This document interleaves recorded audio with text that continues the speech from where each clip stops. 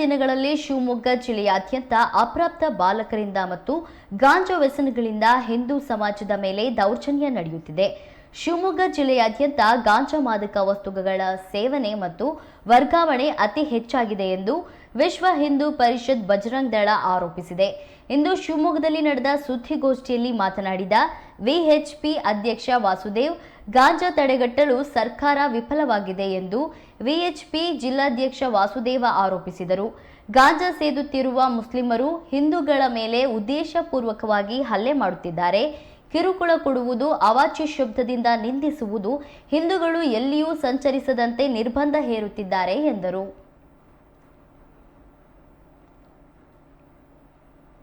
ಹತ್ಯೆ ಆಯಿತು. ಆ ಹತ್ಯೆ ಹಿಂದೆ ಅಪ್ರಾಪ್ತ ಬಾಲಕರಿದ್ದಾರೆ ಅಂತೇಳಿ ಅಂತ ಪೊಲೀಸ್ ಇಲಾಖೆ ಹೇಳ್ತು. ಆಮೇಲೆ ಅದಕ್ಕೆ ಕಾರಣ ಕ್ರಿಕೆಟ್ ಗಲಾಟೆ ಅಂತ ಹೇಳ್ತು. ಮಾಧ್ಯಮದಲ್ಲೂ ಸಹ ಏನು ಆಕೆಯ ಆತನ ಸಂಕೇತನ ಅಕ್ಕ ತಿಳಿಸಿದಾಳೆ ಏನಂತಂದ್ರೆ, ಯಾವುದೇ ಕಾರಣಕ್ಕೂ ನಮ್ಮ ತಮ್ಮ ಕ್ರಿಕೆಟ್ ಆಡ್ತಿರ್ಲಿಲ್ಲ ಅಂತ. ನಾವು ವಿಚಾರಿಸಲಾಗಿ ಸ್ಕೂಲಲ್ಲೂ ಅವನ ಸಹಪಾಠಿಗಳನ್ನು ವಿಚಾರಿಸಲಾಗಿ ಅವನು ಕ್ರಿಕೆಟ್ ಆಟಕ್ಕೆ ಇಲ್ಲಿವರೆಗೂ ಒಂದು ದಿನಕ್ಕೂ ಹೋಗಿಲ್ಲ. ಆಮೇಲೆ ಅವನಿಗೆ ಈ ಏನು ಹತ್ಯೆ ಮಾಡಿದಂತಹ ಅಪ್ರಾಪ್ತ ಬಾಲಕರು ಅಂತ ಹೇಳ್ತಾ ಇದ್ದಾರೆ, ಅವರಿಗೂ ಈ ಹುಡುಗನಿಗೂ ಸಂಬಂಧ ಇಲ್ಲ. ಆದರೆ ಪೊಲೀಸ್ ಇಲಾಖೆ ಹೇಳ್ತಾ ಇದೆ ಅವರೆಲ್ಲರೂ ಅಪ್ರಾಪ್ತರು ಅಂತೇಳಿ ಅಂತ. ಆದರೆ ಸಂಕೇತನ ಅಕ್ಕ ಏನು ಹೇಳ್ತಾ ಇದ್ದಾಳೆ ಅಂತಂದರೆ, ಅವರೆಲ್ಲ ಸಂಕೇತನ ಅಕ್ಕನ 2 ವರ್ಷದ ಸೀನಿಯರ್ಸ್. ಸಂಕೇತನ ಅಕ್ಕ ಈಗ ಫಸ್ಟ್ ಇಯರ್ ಡಿಗ್ರಿ, ಅವನಿಗೆ 2 ವರ್ಷ ಸೀನಿಯರ್ಸ್. ಅದರೊಳಗೆ 3 ಜನ ಹುಡುಗರು. ಆ 3 ಜನ ಹುಡುಗರು ಅಪ್ರಾಪ್ತರಲ್ಲ, ಅವರು ವಯಸ್ಕರೇ ಅಂತೇಳಿ ಅಂತ ಆ ಹುಡುಗಿ ಹೇಳ್ತಾ ಇದೆ.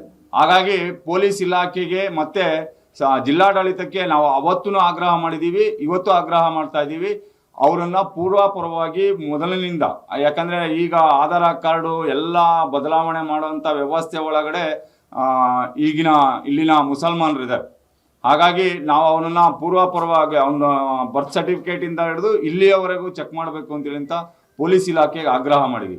ಆಮೇಲೆ ಸಂಕೇತನ ಹತ್ಯೆಗೆ ಮುಖ್ಯ ಕಾರಣ ಏನು ಅಂತ ಅಂದ್ರೆ ಆ ಏನು ಸೂಳೆಬೈಲಲ್ಲಿ 8ನೇ ಕ್ರಾಸ್ ಇದೆ, ಆ 8ನೇ ಕ್ರಾಸು ಮತ್ತೆ 9ನೇ ಕ್ರಾಸ್, 10ನೇ ಕ್ರಾಸಲ್ಲಿ ಸ್ಕೂಲ್ ಇರೋವಂಥದ್ದು.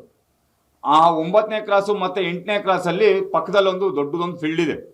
ಆ ಫೀಲ್ಡಿಗೆ ದಿನನಿತ್ಯ 20ರಿಂದ 30 ಜನ ಮುಸಲ್ಮಾನ್ ಯುವಕರೇ, ಮತ್ತೆ ಯಾರು ಹಿಂದೂ ಹುಡುಗರಲ್ಲ, ಮುಸಲ್ಮಾನ್ ಯುವಕರೇ ದಿನನಿತ್ಯ ಅಲ್ಲಿ ಹೋಗೋದು, ಗಾಂಜಾ ಸೇದೋದು, ಆಮೇಲೆ ಅಲ್ಲಿ ಮದ್ಯಪಾನ ಮಾಡೋವಂಥದ್ದು.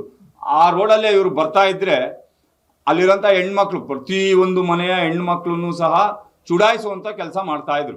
ಇದನ್ನು ಪ್ರಶ್ನೆ ಮಾಡಿದ 2 ಮನೆ, ಒಂದು ಅಶೋಕ್ ಅವ್ರ ಮನೆ, ಒಂದು ಕುಮಾರ್ ಅವ್ರ ಮನೆ.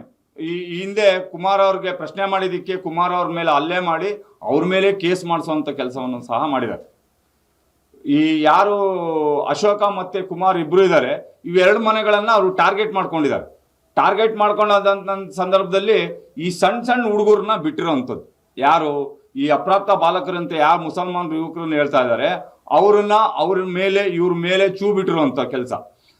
ಅವರು ಆ ಯಾರು ಅಪ್ರಾಪ್ತ ಬಾಲಕರು ಅರೆಸ್ಟ್ ಆಗಿದ್ದಾರೆ, ಅವ್ರು ಯಾರು ಸಹ ಅದರೊಳಗೆ 5 ಜನ ಹುಡುಗರು ಸೂಳೆಬೈಲಿನವರೇ ಅಲ್ಲ, ಅವರೆಲ್ಲ ಹೊರಗಡೆಯವರಿಗೆ ಸ್ಕೂಲಲ್ಲಿ ಏನ್ ಕೆಲಸ?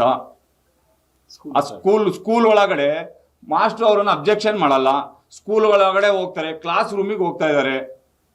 ಇಲ್ಲಿ ಆ ಮುಖ್ಯೋಪಾಧ್ಯಾಯರದ್ದು ತಪ್ಪಿದೆ. ಕ್ಲಾಸ್ ಒಳಗಡೆ, ಸ್ಕೂಲ್ ಕಾಂಪೌಂಡ್ ಒಳಗಡೆ ವಿದ್ಯಾರ್ಥಿಗಳಲ್ಲದ ವಿದ್ಯಾರ್ಥಿಗಳನ್ನ ಯಾಕೆ ಬಿಟ್ಕೊಂತಾರೆ?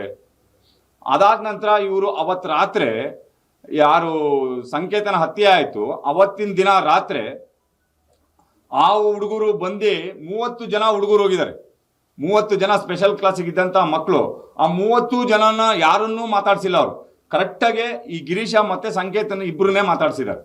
ಅವರಿಬ್ರು ಮಾತಾಡಿಸಿ ಅವರಿಬ್ರನ್ನ ಹೊರಗಡೆ ಕರ್ಕೊಂಡ್ಬಂದಿದ್ದಾರೆ. ಹೊರಗಡೆ ಕರ್ಕೊಂಡ್ಬಂದು ಇಬ್ಬರ ಮೇಲೆ ಹಲ್ಲೆ ಮಾಡಿದ್ದಾರೆ. ಸಂಕೇತನ ಹತ್ಯೆ ಆಗಿದೆ.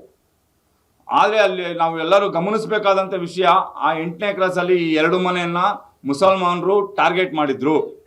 ಯಾಕೆ ಅಂದರೆ ಆ ಸಂಕೇತನ ಅಕ್ಕ ಅವ್ರು ಬಂದು ಅಲ್ಲಿ ಕುಡ್ದು ಗಲಾಟೆ ಮಾಡಿ ಅವ್ರ ಮನೆ ಬಾಗಿಲು ತಟ್ಟೋಂಥದ್ದು, ಅವ್ರ ಮನೆಯಿಂದ ಎದುರುಗಡೆನೆ ಹೆಣ್ಮಕ್ಳಿದ್ದಾರೆ ಅನ್ನೋ ಕಾಣ್ದಂಗೆ ಅಲ್ಲೇ ಯೂರಿನಿಗೆ ಹೋಗುವಂಥದ್ದು, ಇವನ್ನೆಲ್ಲ ಮಾಡಿದ್ದಾರೆ ಮುಸಲ್ಮಾನ್ ಯುವಕರು. ಅದನ್ನೇನಾದ್ರು ಪ್ರಶ್ನೆ ಮಾಡಿದ್ರೆ ಹೊಡೆದಿದ್ದಾರೆ.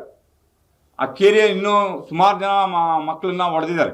ಆದರೆ ಅಲ್ಲಿ ಹಿಂದೂ ಸಮಾಜ ಅಲ್ಲಿ ಭಯಭೀತರಾಗಿದೆ. ಯಾಕೆ ಅಂತಂದ್ರೆ ನೋಡಿ, ನಾವು ಈ ಮೊದಲಿನಿಂದನೂ ವಿಶ್ವ ಹಿಂದೂ ಪರಿಷತ್ ಯಾವಾಗಲೂ ಹೇಳ್ಕೊಂಡ್ ಬಂದಿದೆ, ಎಲ್ಲಿ ಹಿಂದೂಗಳು ಅಲ್ಪಸಂಖ್ಯಾತರಾಗ್ತಾರೋ ಅಲ್ಲಿ ಮುಸಲ್ಮಾನರ ಹಾವಳಿ ಜಾಸ್ತಿ ಇರುತ್ತೆ ಅಂತೇಳಿ ಅಂತ ನಾವು ಹೇಳ್ತಾನೆ ಬಂದಿದ್ದೀವಿ. ಆದರೆ ಈಗ ಸುಳೇಬೈಲಲ್ಲಿ ಆ ವ್ಯವಸ್ಥೆ ನಡೀತಾ ಇದೆ.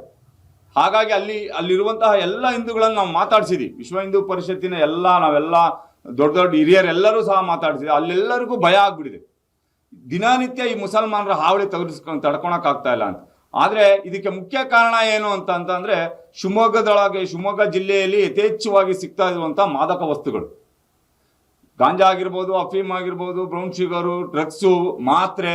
ಅಲ್ಲಿ ಹೆಣ್ಮಕ್ಳು ಹೇಳ್ತಾ ಇದ್ದಾರೆ ಮೆಡಿಕಲ್ ಶಾಪಲ್ಲಿ ಮಾತ್ರೆ ಸಿಗತ್ತೆ. ಅದನ್ನ ಯಾರು ಮಾಡ್ತಾ ಇರೋದು?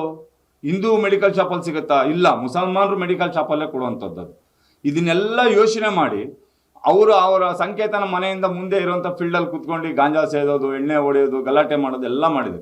ಹಾಗಾಗಿ ಈ ಎರಡೂ ಮನೆಗಳನ್ನ ಟಾರ್ಗೆಟ್ ಮಾಡಿನೇ ಪೂರ್ವಯೋಜಿತವಾಗಿ ಈ ಸಣ್ಣ ಮಕ್ಕಳ ಕೈಯಲ್ಲಿ ಈ ಕೆಲಸ ಮಾಡಿಸಿದ್ದಾರೆ ಅಂತೇಳಿ. ಆಮೇಲೆ ಈಗೆಲ್ಲ ಕಡೆ ಇದೊಂದು ಟ್ರೆಂಡ್ ಆಗೋಗ್ಬಿಟ್ಟಿದೆ. ಅಪ್ರಾಪ್ತ ಬಾಲಕರನ್ನ ಇಟ್ಕೊಂಡು ಮುಸಲ್ಮಾನರು ಈ ಕೃತ್ಯಗಳನ್ನು ಮಾಡಿಸ್ತಾ ಇದ್ದಾರೆ. ಇನ್ನೊಂದು ಉದಾಹರಣೆ, ಈಗ ಕಳೆದ ಗಣಪತಿ ಹಬ್ಬದಂದು ಸಾಗರದಲ್ಲೊಂದು ಇನ್ಸಿಡೆಂಟ್ ಆಗತ್ತೆ.